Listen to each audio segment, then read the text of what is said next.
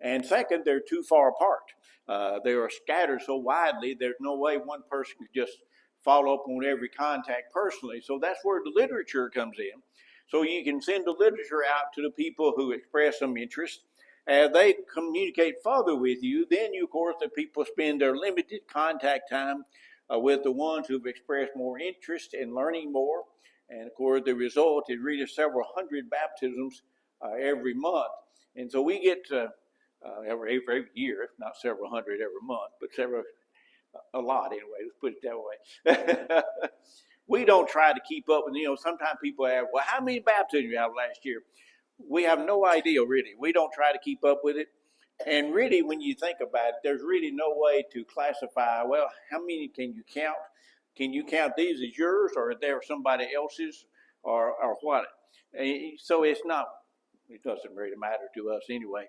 We're not that concerned about numbers. And what do you say? Exactly. And that's the only one that really matters anyway, right? So we're not concerned with that anyway. I don't know why this thing's not working, but anyway, I guess I'll do it manually here. Worked this morning, no problem. We have 32 weekly TV programs. All of these are in India.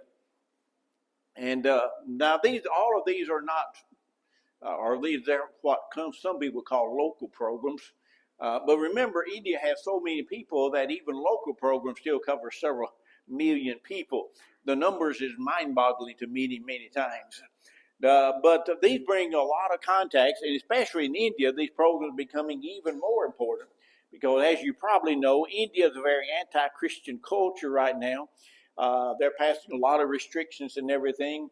It's becoming almost impossible to openly evangelize there in India. And so the TV programs are especially important because that is still going directly into homes of the people that you're trying to reach. And that's what the purpose is, of course. We also have some radio programs in other countries. This is the one in Zimbabwe. Like I said, I went to Zimbabwe earlier this year.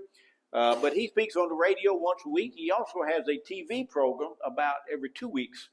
And the TV program covers just about all of the country. The radio program, maybe half or so of the country. But he gets a lot of good response there. And then the Philippines, we have 2 radio programs in the Philippines now. All kinds of problems today.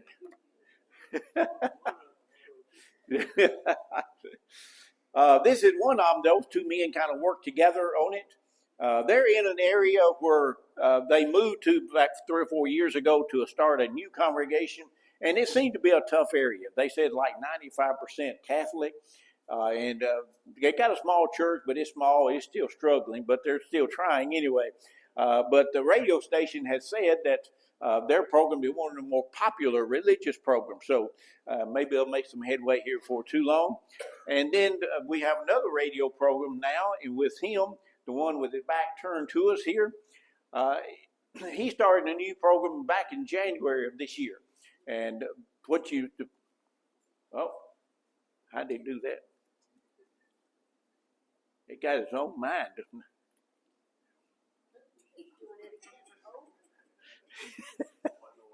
I don't know.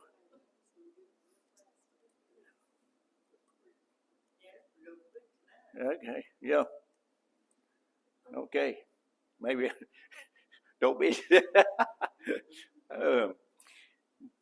The man we're working with is the one with the back turned to us here. Like I said, his program began in January of this year. The picture you see there is actually a new congregation. I think he said this was the second Sunday that they had actually met here. But they were started as a result of the radio program. You see the red songbooks there right beside of it. We send a couple of big boxes to the Philippines, several places, about twice a year. And that includes songbooks and heart to heart, voice of truth, various things we pick up from congregation, just various things. And so that's some of the songbook we sent to them last year. So it's good to see being put to good use there. We also have 3 radio programs in Uganda.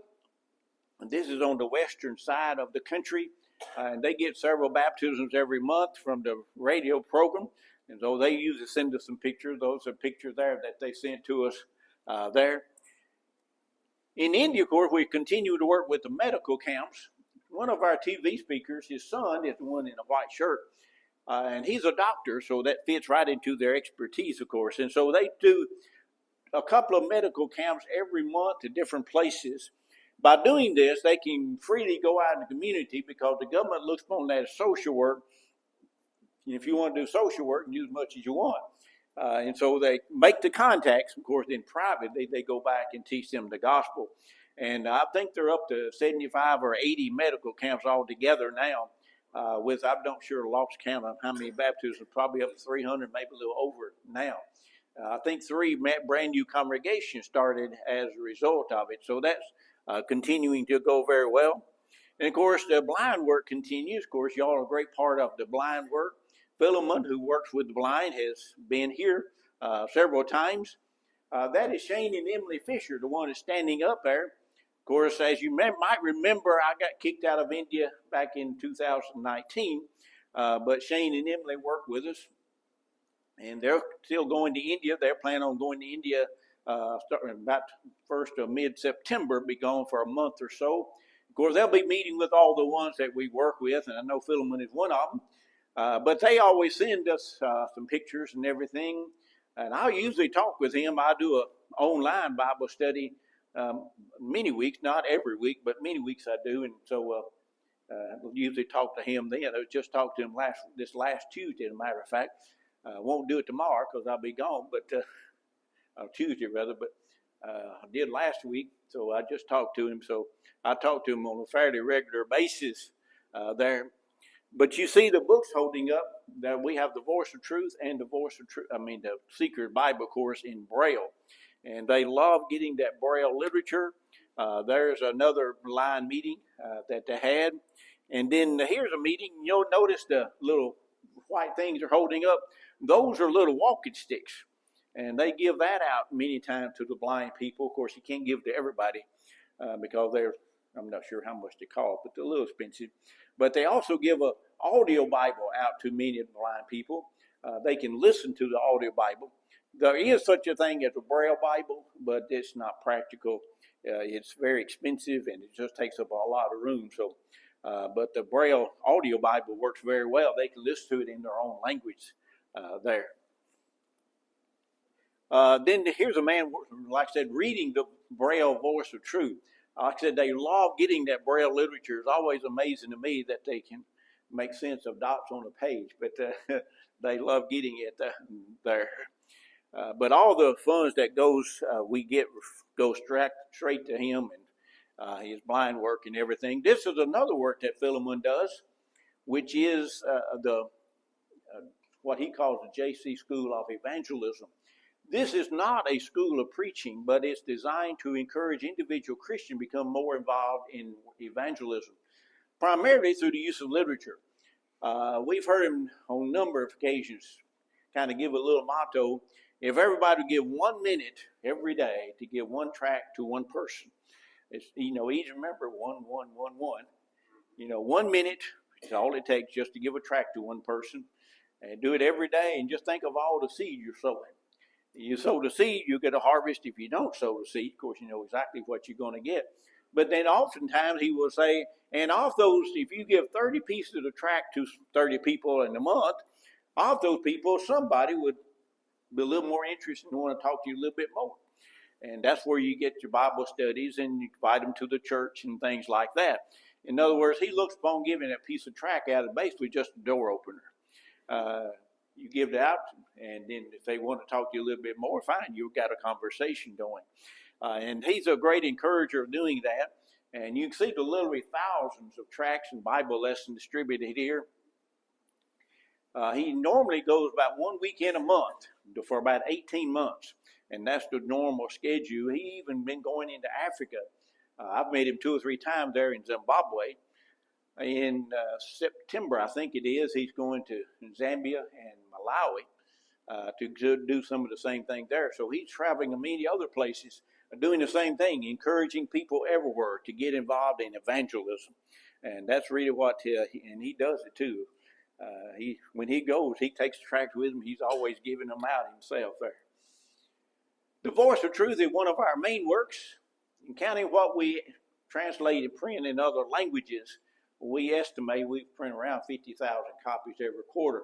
And they love the Voice of Truth in many of these different countries. Remember, they don't have literature, so they're glad to get anything they can get here. We are not able to ship very much now because shipping has just gotten so expensive. We are able to ship to the Caribbean islands. There's a company in Nashville, Tennessee that does that. And so back in January, we packed 5 big boxes to be shipped to the Caribbean islands, 5 different places.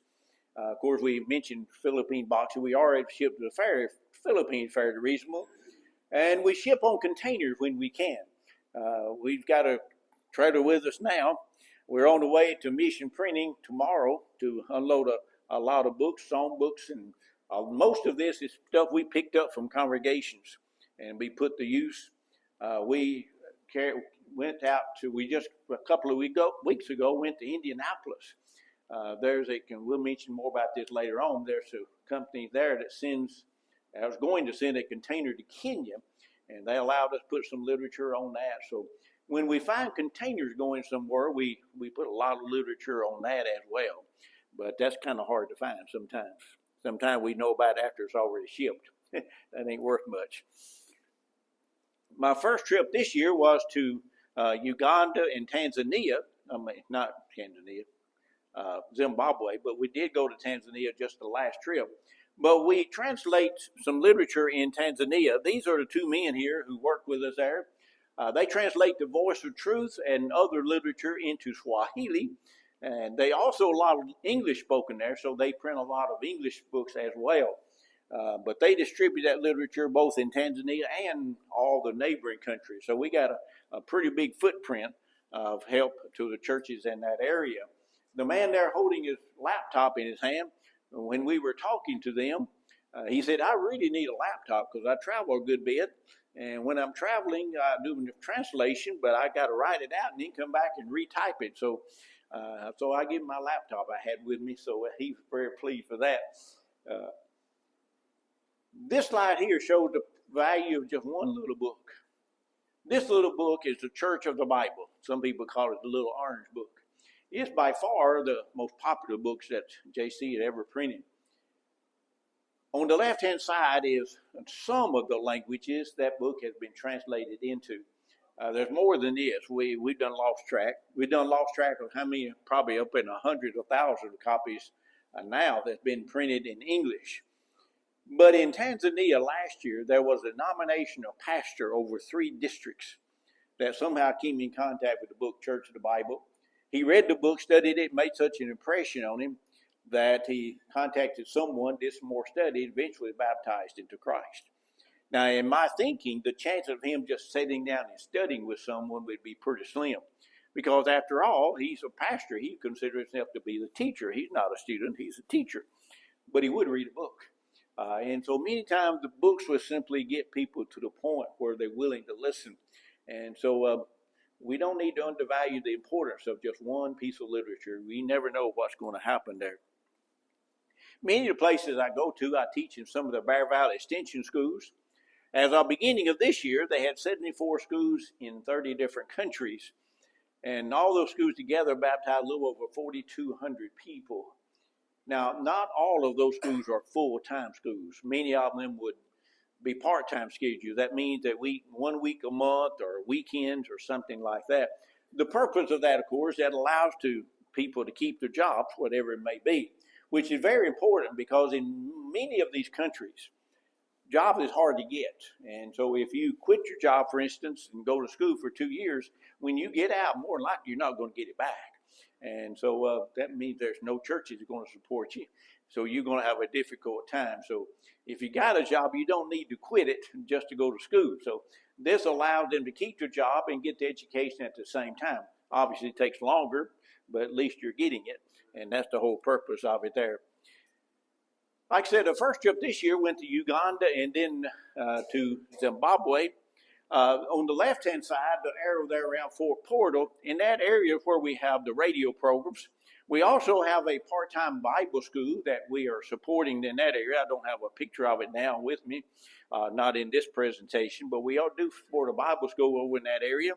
But we also work with a school of preaching there in Entebbe. This is associated with Bear Valley, and had a graduation last year, so this is a brand new group. I was there in February. They've only been there like 2 weeks when I was there, so I'm looking forward to going back and hopefully seeing progress that they made. They weren't the best class I ever had by any means. So hopefully next time I go, they have good progress anyway. But you see this result of the school last year. You see they baptized 72 people. And remember, most times they're sitting in class. They're not out working. They're sitting in class most of the time, so they're not able to do very much. I usually go to Ghana about every year. I'll be going to Ghana, plan on in November of this year, teaching for 2 weeks in a school of preaching there, and then also engage in a couple of leadership seminars on Saturday. The purpose of these seminars is try to encourage congregations to begin appointing elders. There's very few congregations over with elders, but many of them know that's what God's plan is, but they don't really know about how to go about or who to appoint and that sort of thing. So this is one of those things we had last year. This is pretty much average. The average number probably around 100 to 130 people from 20 or so different congregations. Now, one time we did have like 500 people at it, so obviously that was a real good one there. By far not the norm, but it was nice to have one really good one anyway. But we usually have a pretty good group there. And this is my class there. The men you see if this works. My battery must be gone. Anyway,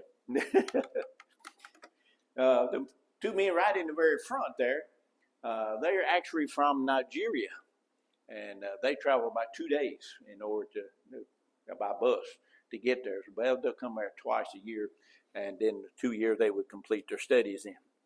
Like I said, our next trip is to Vietnam and the Philippines. Vietnam is a communist country, so that means you're not going to see a lot of religious expression.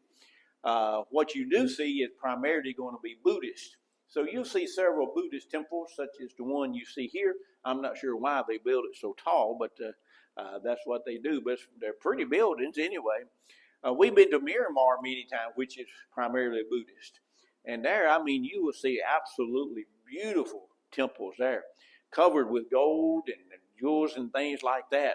So it's kind of sad. You see all the people who don't have a lot, and yet they're building these magnificent temples to basically nothing.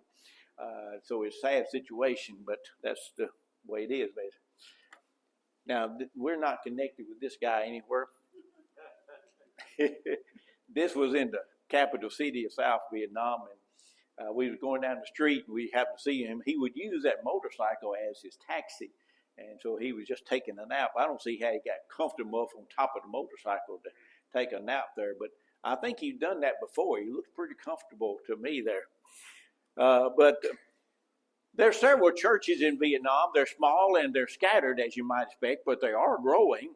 But the one we're mainly working with is on the very back row on the left-hand side. He also has a son that works with him. His son is, I think, taking the picture. But he's a hard worker. He makes 2 trips a year, all the way from South Vietnam to Hanoi in the north by motorcycle. It would take him 2 or 3 weeks to make that trip, visiting different groups along the way.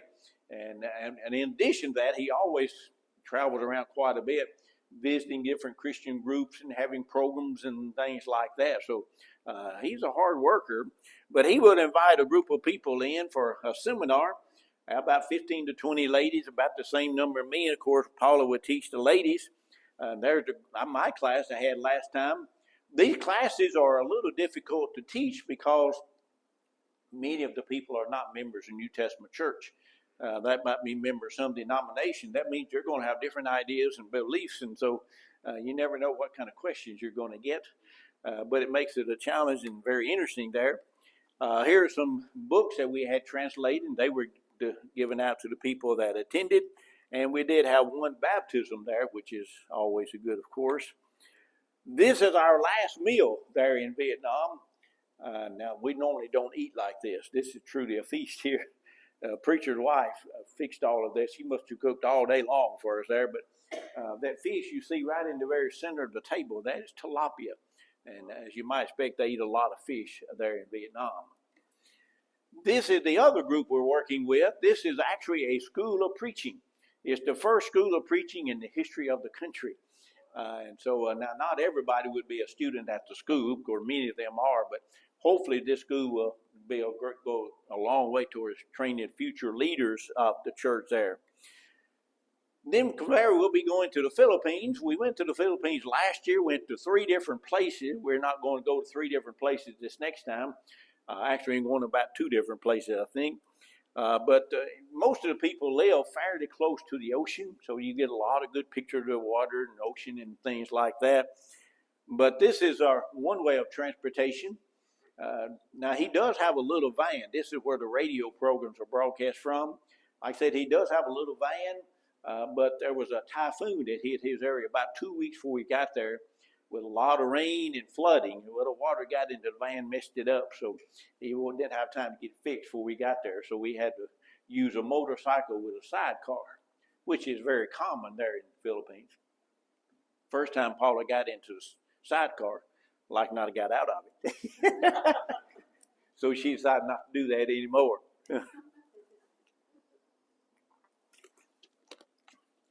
But these are the 2 men, of course, that worked with us there in the radio program and everything. And then from there we went to Samar Island. This is where the other person with the radio program, and he invites people in for a seminar. I had a good seminar with him. Several ladies you can see, and of course about the same number of men. That's him right at the very front with his bag there. We're also hoping to start a new radio program later this year. His uncle lives in a completely different island. And so he's coming over to meet us, and we're going to be talking with him, hopefully to start a new radio program in his area. So that's something we're planning on starting when we're there this time. Then the last stop was in Cebu City. There's a Bear Valley School of Preaching there. It's not a full-time school either. They'll meet 1 week a month. And so that's what we did. But we got there a day early, so Paula had a ladies program on a Saturday. And then the next week I taught in the school. And the school was actually located on the side of a hill. The only way to get there is climb all those steps you see there. It's about 160 steps. Might not seem like too many until you start climbing them. That's a whole bunch of steps. I kind of felt bad for myself because I had to stop and rest before I got to the top. But then I found out some other people had to do the same thing. I didn't feel hardly so bad after that. But to make it even worse, you had to climb to the second story once you got there. So, but at least you could sit down and rest for a few minutes before you had to climb to the second story there. But there's the class. They had a graduation last year, so this is a brand new group as well. The man right in the very front is the one in charge of that program. We just got, well, as I mentioned, Zimbabwe. We went to, or at least I went to Zimbabwe with Uganda back in February. This is the man we're working with and his wife. He's the one who speaks on the radio program. He also handles all of our book distribution. He doesn't translate literature. We have 2 other people there who actually do the translation, but he handles all the printing and the distribution and everything, and that's a big job there. We appreciate his help so much. But first Sunday was visiting with his home congregation. And his congregation, he does something a little bit unique. Before the regular worship service, he has a little abbreviated service led by the young people. You know, one would lead a song, and one would say a prayer, and one would give a little short talk. Well, this is the one who actually gave the little short talk. And I was impressed with him. He wasn't speaking English, so I didn't understand what he said, but he sounded like he did a good job anyway there. But this is his group here. As he said, about 160 people there on that particular Sunday. Quite a bit larger than it was the first time we went there 3 or 4 years ago. And he said the primary reason for the growth had been our literature that we've been able to help them with. So they are so excited to have some good literature to use in their evangelism and everything. And this picture here kind of shows just how blessed we really are. You know, we take for granted that when you go in the kitchen, you're going to get good, clean drinking water. In many places in the world, that is simply not true. We're here not in a rural village, but this is in what we would call a suburb of the capital city. And most of the people there don't have good, clean drinking water in their homes. There's a well on church property, and there's always a long line of people coming to get the water there. And it's usually the women. Very seldom you see a man, maybe women or some of the children maybe. It seems like the women do all the hard work there in Africa. But you see that woman hauling a bucket of water on the top of her head. You know how heavy a bucket of water is. So I'm not sure how far she carried, probably a pretty good ways there. But there's two schools of preaching in Zimbabwe. Both of these schools use our literature extensively. But the other one is a Bear Valley School. It's been going about 10 years. So this is the old school. It's been going 50 years. It's trained most of the preachers in the country. Still doing a good job there. But here's the director of the school. There's a overlook just outside of the city. So one day after class, he carried me up there to the overlook, and I was able to look over into the neighboring country of Mozambique. Mozambique will be upper half or so of the picture. So now you say, I've seen part of Mozambique. I felt a little bit like maybe Moses might have felt a little bit, looking to a country he couldn't go to. I couldn't go in Mozambique anyway. Not that I really wanted to, but I couldn't go anyway because I didn't have a visa. So, but anyway, you see that long line of trucks right there. Zimbabwe is a landlocked country. And of course, most of supplies, or at least a lot of it, will be coming by port from Mozambique, which is on the ocean. So all those trucks would cross all the way across Mozambique, pick up their supplies, and bring them back. So there's always a lot of trucks running back and forth there. Again, this picture shows just how blessed we really are. About 2 hours outside of the campus of this school, there's a refugee camp. In that camp, they said about 20,000 people lived. This is one of those people. He's a student at the school now. But a couple of years ago, they started a brand new work there in that refugee camp. He is from the country of Congo, and he moved to from Congo about 10 years ago with his family. Now, basically, he's raised a family in a refugee camp, and I cannot even imagine trying to do that. So it's a very sad situation to basically raise a family in a refugee camp with no real prospects of getting out or going anywhere.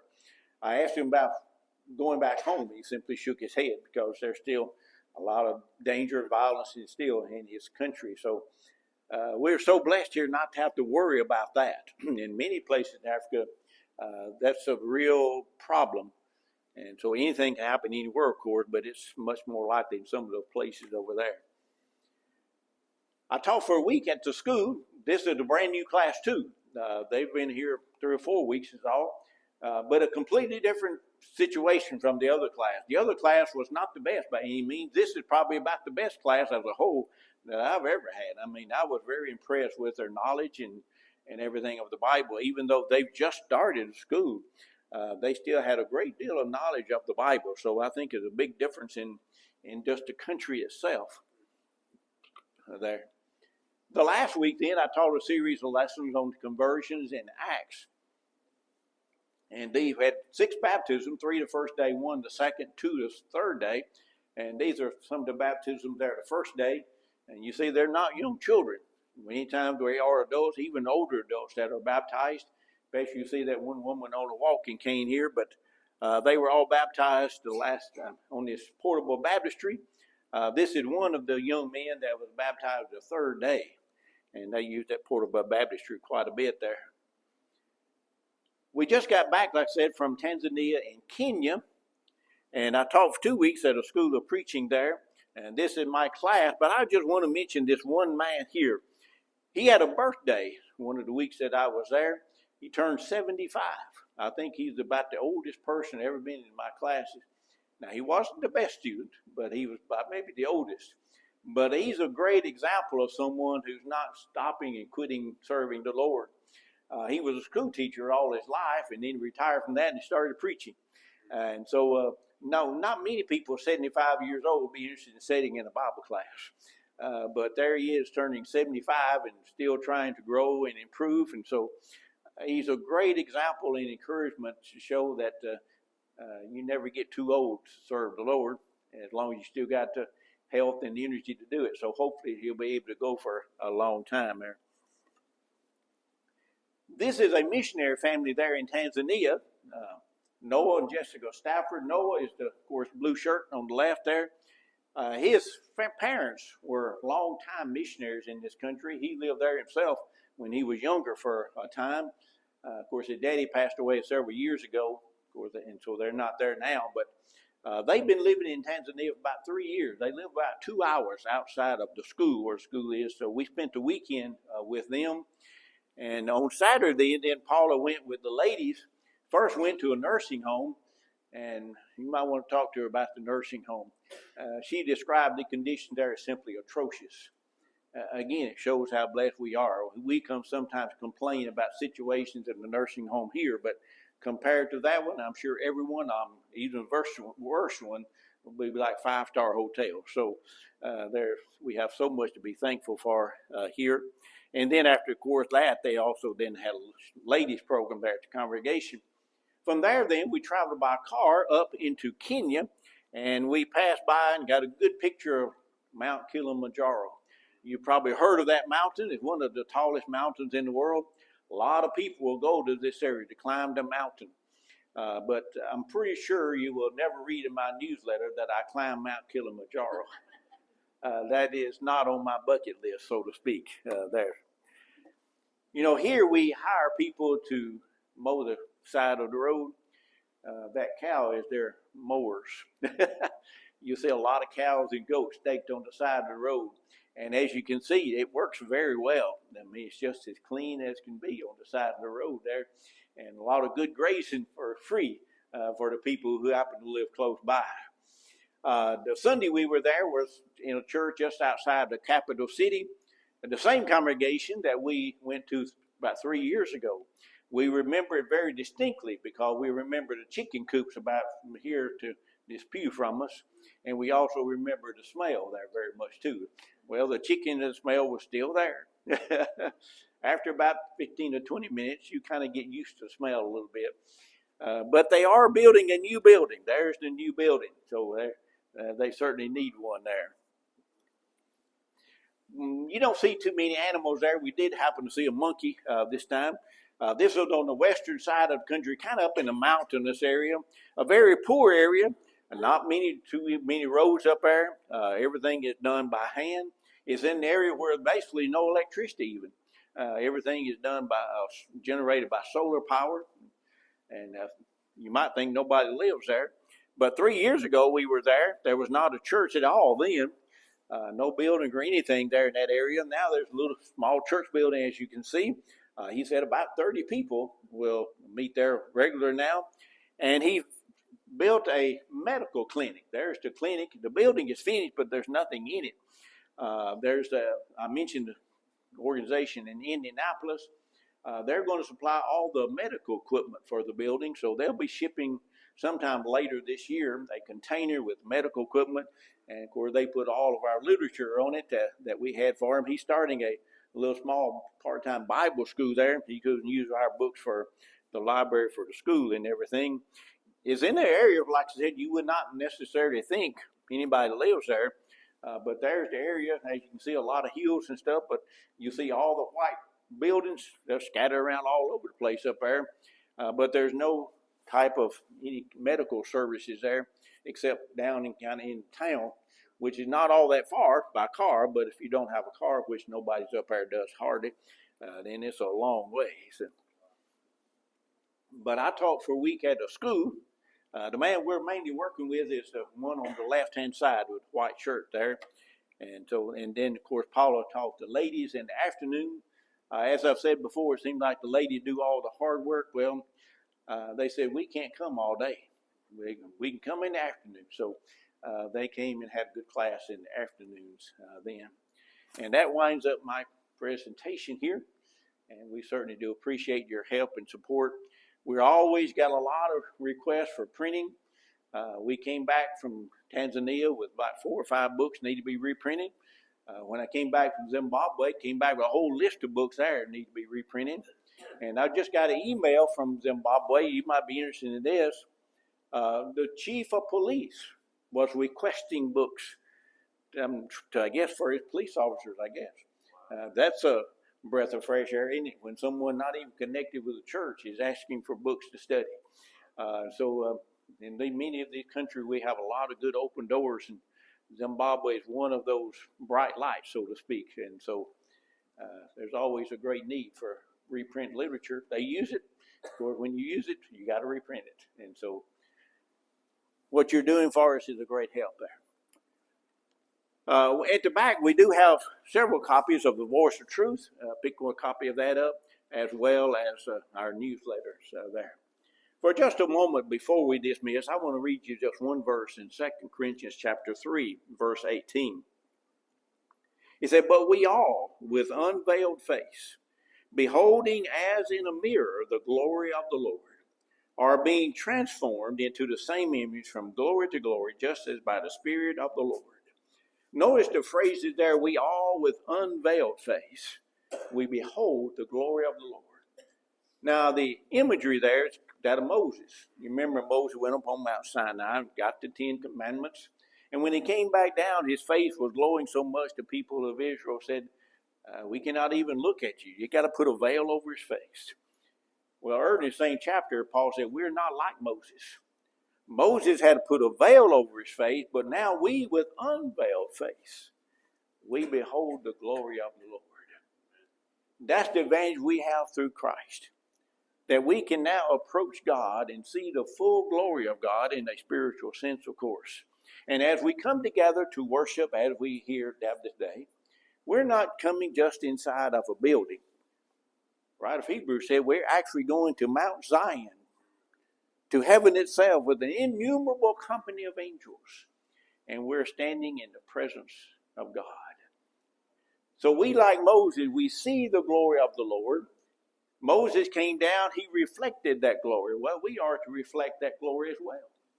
So that when people see us, they don't really see us.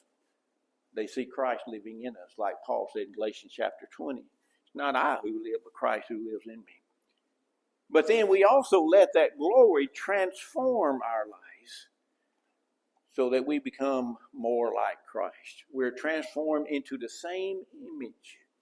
This is a continuous process. This is not something happens one time in the past and it's all done, but it's a continuous process. So in other words, every year that we live, we should become more and more like Christ. Are we becoming more and more like Christ? Are we letting Christ transform us from the inside out? You remember in Romans chapter 12, verse 2, same word is used there. Be not conformed to this world, but be ye transformed by the renewing of your mind. So we're being transformed from the inside out into the same image of Christ. So the question we need to ask ourselves, am I letting God transform me into the image of Him? We should be, of course. And if people see us, they should see God living in us, not ourselves. Obviously, you cannot say that unless you're first a Christian.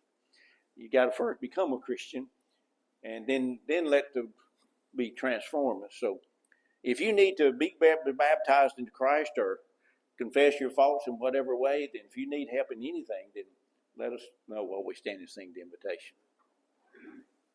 Would you